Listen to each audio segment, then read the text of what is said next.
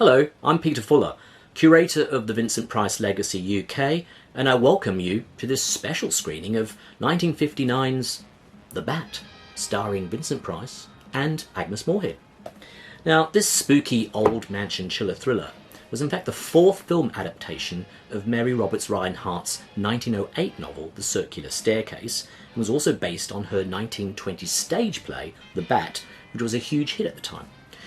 Moorehead plays pulp mystery writer Cornelia Van Gorder, who rents a country house in a town being terrorised by the Bat, a masked serial killer who slits the throats of his victims with deadly steel talons.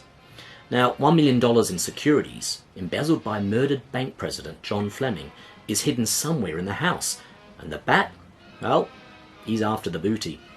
But who hides behind the black mask?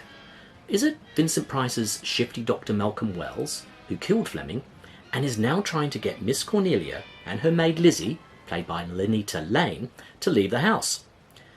Is it John Sutton's mysterious chauffeur-turned-butler, who is hiding a shady past? Or could it be someone else altogether? It certainly couldn't be Gavin Gordon's kindly cop, who everyone calls Andy, now could it? Compared to the big thrills of Alfred Hitchcock's North by Northwest or Otto Preminger's Anatomy of a Murder, which were both released a month earlier, The Bat is a rather old-fashioned affair from writer-director Crane Wilbur. Now, he sticks closely to the source novel, but brings nothing new or inventive to the proceedings. Interestingly, he previously penned House of Wax and The Mad Magician in 1953 and 1954 respectively. Those were two films that helped further Vincent Price's reputation as a screen villain that had begun with the 1946 psychological film noir Shock. But if you watch The Bat as a homage to the creaky whodunits of old, it does make for entertaining viewing. The excellent cast also makes up for the rather listless direction, with both Price and Sutton bringing suave sophistication to their red herring roles. I'm not giving anything away there. Moorehead sparkles as the savvy amateur sleuth, and in her final film, Lane is a hoot as Miss Cornelia's level-headed companion. Of course, it makes sense that she gets quality screen time, as she was married to Crane Wilbur.